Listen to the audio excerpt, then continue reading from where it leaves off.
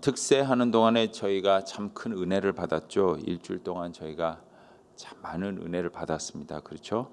자, 그 은혜를 받고 난 다음에 오늘 우리는 다시 욥기서로 돌아와서 욥의 삶을 돌아보게 됩니다.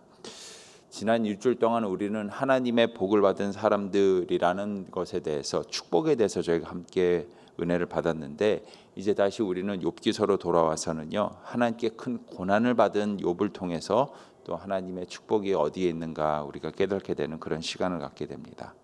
자, 오늘 우리가 읽은 본문 37장은 32장에서부터 시작된 엘리후라는 그 욥의 친구의 변론의 마지막 부분이 됩니다. 그 엘리후라는 그 친구가 욥과 함께 변론을 했었는데요. 그 변론한 내용들을 잠깐 간략하게 우리가 정리를 좀 하자면, 총 4번 정도 그 욥과 엘리후가 이렇게 서로 이렇게 말하고 대답하는 식으로 이렇게 변론을 하게 됩니다. 첫 번째 변론은요, 32장에서 33장에 이렇게 기록이 되어 있는데요. 하나님께 자신의 죄를 고백하면 회복할 수 있다라는 것이 엘리후가 그 변론에서 주장하는 핵심 내용이 됩니다. 하나님께 나의 죄를 자백을 하게 되면 우리는 다시 회복을 하게 되고 참된 평화를 얻게 된다라는 내용인 것이죠. 자, 그 다음에 이제 엘리후와 욥이 두 번째로 이제 변론을 하게 되는데, 그 내용이 34장에 기록이 되어 있는데요. 거기서 이제 엘리후가 집중적으로 그가 강조했었던 내용이 뭐냐면, 하나님은 불의한 심판을 절대로 하지 않는 분이시다. 실수를 하지 않는 완벽한 심판자가 되신다라는 것이 두 번째 변론에서 엘리후가 강조하는 내용이었습니다.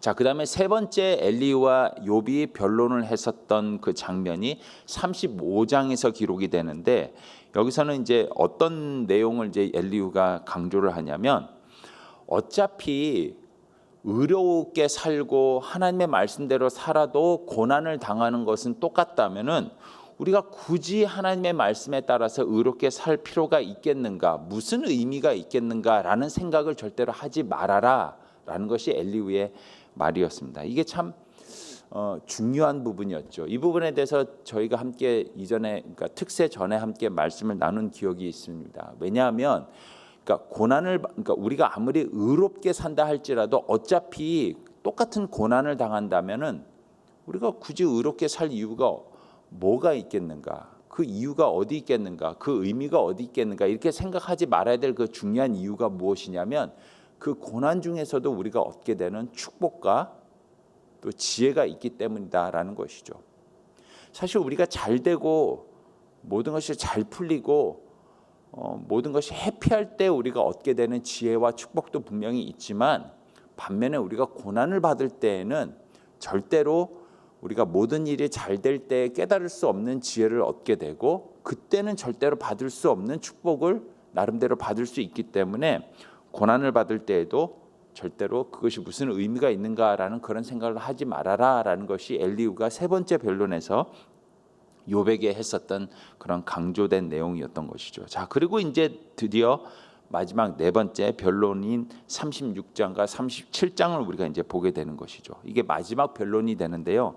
36장에서는 네 번째 마지막 변론인 36장에서는 앞에 있었던 세 번의 그 변론에 대해서 총 정리를 해줘요. 엘리후가 내가 첫 번째는 이런 내용을 얘기했고, 두 번째는 이런 내용을 얘기했고, 세 번째 변론에서는 이런 내용을 얘기했지라고 한 다음에 이제 비로소 오늘 우리가 보고 있는 37장에 와서는 마지막 변론의 내용을 얘기를 하고 있습니다.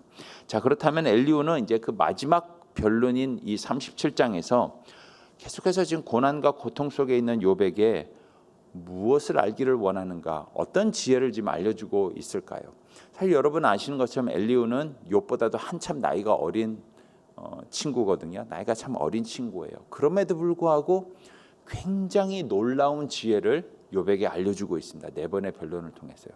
그러니까 이게 뭐가 있냐면요, 그러니까 나이가 어리다고 미숙하거나 지혜가 없고, 나이가 많다고 늘 지혜가 넘치고 그런 것은 아닌 것 같아요. 중요한 것은 내가 어떤 일을 겪었을 때에 그 겪은 일에 대해서 어떤 지혜를 얻고 어떤 깨달음을 얻고 어떤 가르침을 얻어서 내가 그것을 내 삶 속에 어떻게 스며들게 하는가가 중요한 핵심이다라는 것이죠.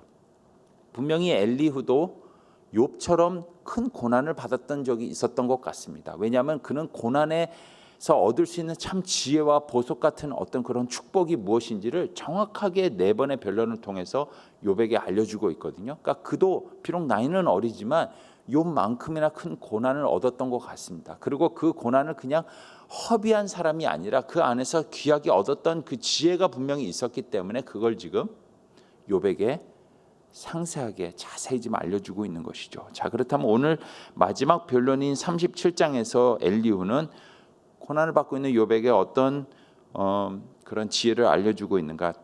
2가지의 지혜를 알려주고 있습니다. 이 2가지의 지혜를 오늘 아침에 우리 모두가 함께 묵상을 하면서 혹시 고난 속에 있는 분이 계시다면 그 고난을 그냥 허비하지 마시고 엘리후가 알려주고 있는 그 지혜를 얻게 되는, 내 것으로 삼게 되는 그런 은혜가 있기를 간절히 소망합니다.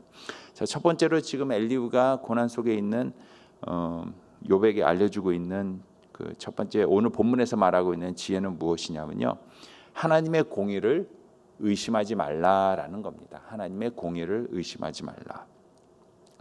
자, 14절 15절에서 엘리후는 먼저 욥에게 이렇게 질문을 합니다. 욥이여, 이것을 듣고 가만히 서서 하나님의 오묘한 일을 깨달으라. 하나님이 이런 것들에게 명령하셔서 그 구름의 번개로 번쩍이게 하시는 것을 그대가 아느냐? 하나님이 구름 속에서 번개를 번쩍번쩍이게 하는 것을 네가 그 이유를 아느냐라고 얘기를 하고 있는 것이죠. 그러니까 엘리후는 질문을 통해서 지금 한 가지 충고를 하고 있는 겁니다. 자연 속에서 역사하시는 하나님의 능력을 본다면 그분께 순종을 해라. 하나님께서 자연 속에서 번개를 번쩍이든 비를 내리든 우박을 내리든 다 하나님의 뜻이 있기 때문에 그렇게 하시는 것이다 라고 하면서 그 뜻에 순종을 해라 라는 것을 지금 엘리후가 욥에게 이야기를 하고 있는 것이죠. 엘리후는 지금 계속해서 변론을 통해서 욥이 가지고 있는 지혜의 한계 그리고 능력의 한계가 무엇인지를 계속 깨닫게 해주고 있습니다. 일깨워주고 있는 것이죠. 불평과 탄식을 버리고 고난 속에서 하늘의 해와 달과 별을 움직이면서 번개까지도 번쩍이게 하시는 그 하나님의 오묘한 능력을 네가 좀 보고 왜 그렇게 하시는지를 깨달으려고 노력을 해라. 그게 고난 속에서 너가 가져야 될 하나님을 향한 자세이다라고 얘기를 하고 있는 겁니다. 그리고는 16절과 17절에서 계속해서 그 하나님의 능력에 대해서 자연 속에서 행하시는 하나님의 능력에 대해서 이렇게 설명을 합니다. 그대는 겹겹이 쌓인 구름과 완전한 지식의 경이로움을 아느냐? 땅이 고요할 때에 남풍으로 말미암아 그대의 의복이 따뜻한 까닭을 그대가 아느냐라고 하면서 하나님이 계속해서 자연 속에서 어떤 능력을 행하시는지 지금 설명을 하고 있는 것이죠. 요즘은 그래도 이제 일기예보가 이렇게 좀 많이 정확해졌어요. 그죠? 지난주에도 우리가 특세할 때 화요일 수요일쯤에 비가 오겠다, 날씨 추워지겠다라고 그 전에 일기예보가 얘기를 해줘서 우리가 기도를 참 많이 했어요. 근데 진짜 정확하게 화요일 날 비가 오고 수목 이렇게 좀 날씨가 많이 추워졌었어요. 제가 일기예보가 이렇게 미리 이제 얘기를 해줬기 때문에 저와 또 목회자들이 기도를 참 많이 했죠. 하나님, 특세 기간 동안에 비가 오고 날씨가 추워져도 우리 성도님들이 많이 올 수 있도록 또 와서 특세에 참석할 수 있도록 그들의 발걸음을 인도해 주십시오라고 기도를 했는데 참 하나님께서 그 기도를 응답해 주셔서 그 날씨가 춥고 비가 오는데도 불구하고 참 많이 오셔서는 기도하고 참 그 팬데믹 이전에 그 우리의 그 뜨거웠던 그 특세의 어떤 그런 감격을 은혜를 누릴 수 있었던 것 같습니다. 끝나고 제가 이렇게 식당을 갔는데 이렇게 권사님 한 분을 만났는데 이렇게 막 이렇게 코코아를 이렇게 탁 잡고는 이렇게 드시면서 너무 좋아요, 너무 좋아요, 막 그러는 거예요. 옛날에 막 특세할 때 모여가지고는 막 기도하고 아침 먹으면서 푹적푹적거리고 막 그러던 그 분위기가 다시 살아나는 것 같아서 너무 좋아요, 너무 좋아요 그러더라고요. 그런데 날씨가 이렇게 안 좋아짐에도 불구하고 그 감격과 은혜를 사모했었던 분들이 또 계속 오시는 걸 제가 보면서 참 감사했었어요. 제가 오히려 참 큰 은혜를 받았었어요. 자, 그렇게 이렇게 일기예보가 요즘은 참 맞지만 한때는 참 일기예보가 맞지가 않았었어요. 그죠? 그래가지고는 뭐 이렇게 막 한때는 일기예보가 나오면 그 반대로만 하면 다 맞는다 뭐 이런 얘기를 할 때도 있었고 그랬었는데 참 날씨를 예측하는 건 어려워요. 그죠? 참 까다로운 일이에요. 이렇게 참 까다롭고 혼란스러운 날씨나 구름의 움직임, 하늘의 움직임 이런 것까지도 주관하시는 그 하나님의 완벽한 지식이 얼마나 놀라운지를 하늘과 자연을 보면서 욥아 좀 깨달아라 라고 지금 엘리후가 얘기를 하고 있는 것이죠. 이 하나님의 완벽한 지식을 엘리후는 지금 강조를 하고 있는 겁니다. 이 까다로운 날씨와 자연의 이치와 우주의 섭리 이런 것까지도 하나님이 지금 주관을 하시고 있다. 그러니 너는 구름이 쌓이는 이유, 남풍이 불게 되면 너 몸이 따뜻해지는 이유, 비가 오는 이유, 그 이유를 아느냐, 그 가운데 있는 하나님의 섭리를 아느냐라고 얘기를 하고 있는 것이죠. 17절에서 엘리후가 지금 남풍에 대해서 얘기를 했잖아요. 그 남풍을 이용해서는 하나님의 그 완벽한 지식을 자랑하고 있었죠. 남풍이 부는 것을 보면 말하기를 심히 더우리라 하니라. 그러니까 남풍이 불면 네가 몸이 따뜻해지고 의복이 따뜻해지고 몸이 더워질 것이다 라고 얘기를 하고 있는 거죠. 자, 우리 인간은 남풍이 불면 몸이 따뜻해지고 더운 바람이 온다는 것을 아는 정도에서 끝나지만 하나님은 왜 남풍이 불 때 몸이 따뜻해지고 뜨거운 바람이 부는지 그것까지 계산해서 그 일을 실제로 이행하시고 행하시는 분이다라는 것을 지금 엘리후는 얘기를 하고 있는 거죠. 우리는 그냥 현상만 보고 아는 거지만 그 현상 이 뒤에 그 일을 꾸미시는 하나님의 계획과 섭리를 보아라라고 얘기를 하고 있는 겁니다. 예수님께서도 사실은 이 부분에 대해서 얘기를 하셨었죠. 남풍을 이용을 하셔서는 하나님의 섭리를 이해할 수 있도록 또 얘기하셨던 적이 있었어요.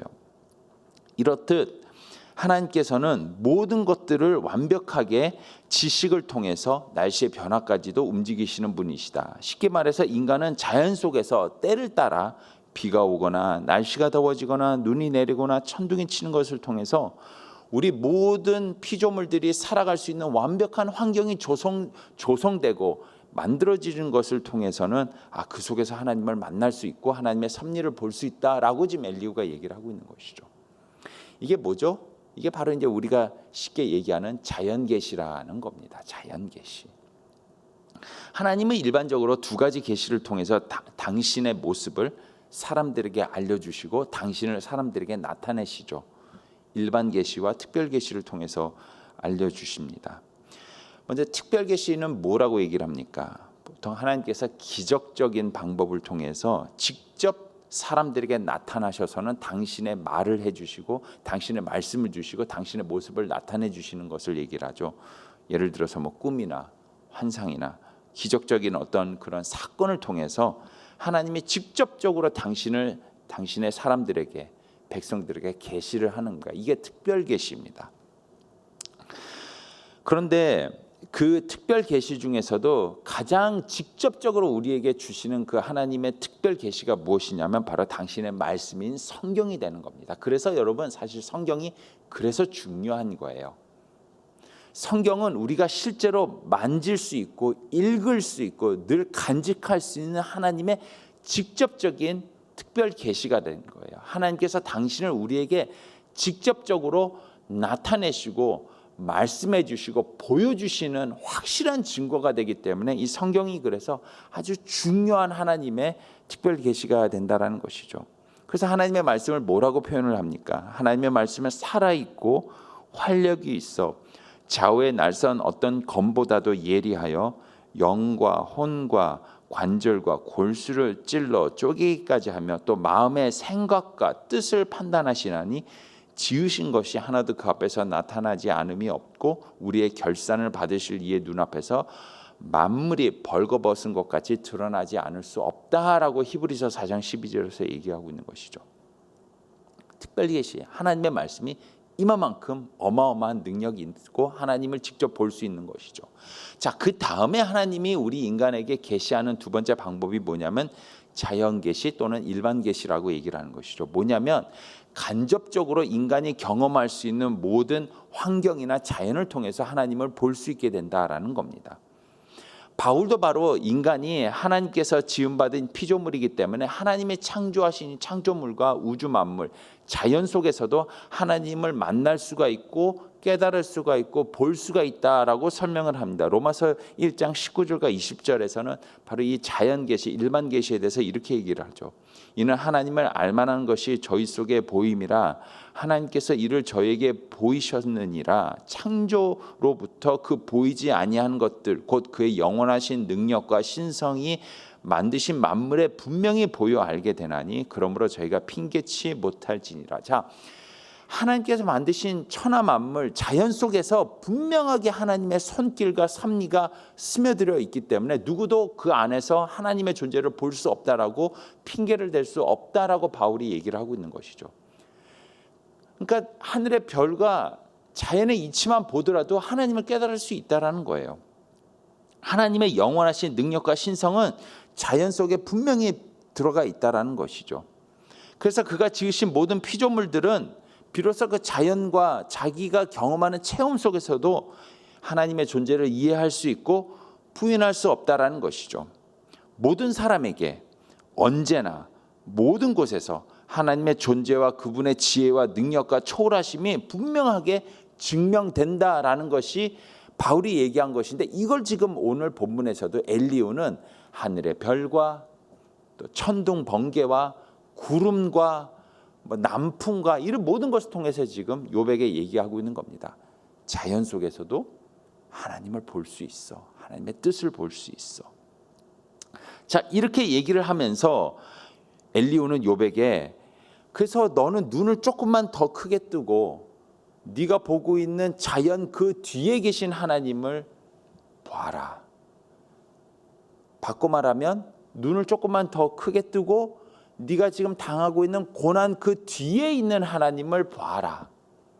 고난을 통해서도 분명히 하나님을 볼 수 있다. 마치 하늘의 별과 달을 보고 자연 속에서도 하나님을 볼 수 있는 것처럼 네가 경험하고 있는 고난 속에서도 하나님의 손길과 하나님의 존재와 하나님의 계시를 볼 수 있다. 그래서 그분의 공의와 그분의 섭리와 그분의 일하심을 추호도 의심하지 말아라 라는 것이 바로 엘리후가 욥에게 지금 오늘 주고 있는 첫 번째 지혜라는 것입니다. 사랑하는 성도 여러분, 항상 우리는 현상 그 뒤에 계시는 하나님을 볼 줄 아는 지혜로운 사람이 되어야 합니다. 비가 온다고 비만 볼 것이 아니라, 하늘이 깜깜하게 구름이 덮여 있다고 구름만 볼 것이 아니라 비와 구름 그 뒤에 있는 해를 볼 수 있는 것처럼 바로 고난 뒤에 계시며 그 고난 속에서도 역사하시고 고난 속에서도 축복과 지혜를 주시는 그 하나님을 볼 줄 알 때에 우리는 그 고난을 낭비하지 않고 고난 속에서도 하나님께서 기뻐하시는 보석과 같은 지혜를 내 것으로 만드는 지혜로운 하나님의 자녀가 될 수 있다라는 것이죠. 여러분, 절대로 나를 둘러싼 환경과 사건, 일반적인 현상 속에서도 하나님의 섭리와 일하심은 절대로 사라지지 않습니다. 그걸 믿으십시오. 그걸 믿으시고 어떤 순간에서도 간접적으로라도 자연 속에서 어떤 나의 환경 속에서도 역사하시는 하나님을 볼 줄 아는 그런 지혜로운 사람이 되기를 간절히 소망합니다. 예수님께서도 이렇게 얘기를 하셨죠. 공중의 새를 보라 하시면서 들의 백합화가 어떻게 자라나는가 생각하여 보라. 새를 보든 백합화를 보든 들풀을 보든 이름 모를 꽃을 보든 그 안에서도 하나님의 행하심과 섭리와 공의는 가득하다라는 것을 예수님도 말씀을 하셨죠. 이처럼 오늘 하루 우리의 삶 속에서도 우리가 어디를 가든지 누구를 만나든지 어떤 말을 하든지 어떤 일을 당하든지 그 일 가운데서 그 사건 가운데서 그 환경 가운데서 일하시고 행하시는 하나님의 공의와 섭리를 볼 줄 아는 저와 우리 모두가 되기를 간절히 소망합니다. 또한 두 번째로 고난 속에 있는 욥에게 알려주고 있는 엘리후의 지혜는 무엇이냐면 고난의 끝은 하나님을 경외하는 것이다 라는 겁니다. 고난의 끝은 하나님을 경외하는 것. 자, 엘리후는 23절에서 인간은 스스로 하나님을 찾을 수 없는 존재다라면서 다시 한번 이렇게 강조를 합니다. 23절입니다.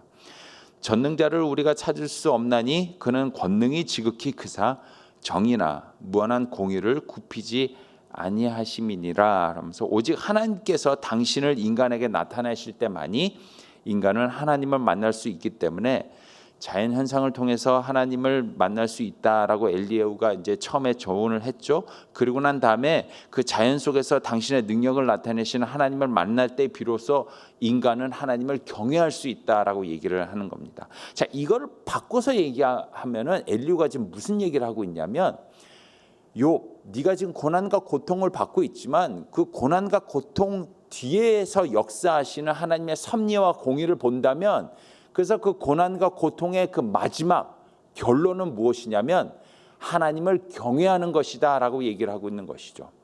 이게 진짜 놀라운 지혜예요. 우리는 보통 고난과 고통을 받게 되면 그 고난과 고통의 끝은 뭐로 가죠? 불평불만이에요. 그죠? 불평불만이에요. 자, 그런데 엘리야후는 지금 얘기를 하고 있어요. 아니. 고난과 고통의 끝은 불평불만이 아니라, 좌절이 아니라, 실패가 아니라 하나님을 경외하는 것이다 라고 얘기를 하고 있어요. 이게 참 서로 이어지지 않는 것 같은데 절묘하게 이어지는 지혜예요. 24절 한번 보시죠. 그러므로 사람들은 그를 경외하고 그는 스스로 지혜롭다 하는 모든 자를 무시하느니라 라고 돼 있어요. 참 놀라운 엘리야후의 마지막 결론이에요. 내년 우리 교회 표가 뭐죠? 어제 우리 예배 시간 때, 막 광고 시간 때 막 힘차게 외쳤잖아요. 내년 우리 교회 표. 제가 다시 한번, 여러분 다 아시지만 제가 다시 한번 외칠게요. 하나님을 경외하는 축복 공동체예요. 하나님을 경외하는 축복 공동체. 제가 설교를 준비하다가 왜 우리 내년 표가 하나님을 경외하는 축복 공동체, 하나님을 경외하는 축복 공동체가 표가 됐는가, 이제 비로소 이해할 수 있게 됐다는 것이죠. 엘리야후는 길고 긴 고난의 시간을 통과한 욥에게 하나님을 경외하라라고 얘기를 하고 있는 겁니다. 마치 모든 고난의 결과와 마지막 목적이 하나님을 경외하는 것이다라는 것처럼 그렇게 강조를 하고 있어요. 여러분, 이는 전도서를 쓴 그 기자도 동일한 얘기를 하고 있어요. 일의 결국을 다 들었으니 하나님을 경외하고 그 명령을 지킬지어다. 이것이 사람의 본분이니라 라고 하면서 전도서를 다 쓰고 난 다음에 전도서의 가장 마지막 구절인 전도서 12장 13절에서 얘기를 하고 있어요. 전도서를 쓴 그 기자가 인간의 지혜에 대해서, 또 인간이 경험할 수 있는 모든 일에 대해서 다 적고 난 다음에 맨 마지막 구절에 이렇게 얘기를 하는 거죠. 일의 결국을 네가 다 들었으니 하나님을 경외하고 그의 명령을 지키는 것이 사람의 본분이다라고 얘기를 하고 있어요. 이 세상의 모든 것을 살펴보면 결국 그 결론에 도달하는데 그것이 무엇이냐? 하나님을 경외하는 것이래요. 이 세상의 모든 고난과 고통 끝에는 결국의 결론에 도달하는 것이 하나님을 경외하는 것이래요. 엘리야후가 말하고 있는 거예요. 자, 그래서 토마스 왓슨이라는 하나님을 경외하는 사람이라는 책을 쓴 사람이 그 하나님을 경외하는 것이 무엇인가에 대해서 이렇게 설명을 합니다. 한번 잘 들어보세요. 하나님이 가장 아끼고 찾으시는 사람은 바로 주인 되신 그분의 이름을 높이고 경외하는 사람이다. 하나님을 경외하는 사람이 되려면 하나님을 항상 바라보며 그분의 광대하심을 묵상해야 한다. 전능하신 하나님께서는 천사들에게 율법을 주시고 사람들에게 양심을 속박하시며 방백들의 심령을 꺾으신다. 사람들이 하나님을 두려워하지 않는 이유는 하나님의 위대하심을 생각하지 않기 때문이다. 사람들은 무엄하게도 하나님이 자기와 같은 줄 안다. 기도로 하나님을 경외하는 마음을 구하라. 하나님을 경외하는 마음은 지혜의 근본이자 경건함의 근원이다. 기도로 부귀를 구하는 사람도 있고 지식을 구하는 사람도 있지만 우리는 오직 기도로 하나님을 경외하는 마음을 구해야 된다. 아멘. 여러분, 그러니까 이게 왜 고난과 고통의 끝이 하나님의 경외하는 것으로 끝나게 되냐면, 우리 인간은 고난과 고통을 통해서 비로소 내가 얼마나 무익한 사람인가, 내가 얼마나 아무것도 할 수 없는 사람인가, 내가 얼마나 나약한 사람인가를 깨닫게 된다라는 거예요. 고난과 고통을 통해서 내가 얼마나 하나님의 존재가 필요한 사람인가, 하나님의 말씀이 필요한 사람인가, 하나님 없이는 하루도 살 수 없는 사람인가를 깨닫게 되기 때문에 그래서 그때부터 비로소 하나님을 경외하기 시작을 한다라는 것이죠. 자, 그래서 여러분 하나님을 경외한다는 것은 단순히 하나님을 두려워하고 무서워한다는 뜻이 아닙니다. 하나님을 경외한다는 뜻은 뭐냐면 내 인생의 주인을 하나님으로 섬긴다라는 의미가 되는 겁니다.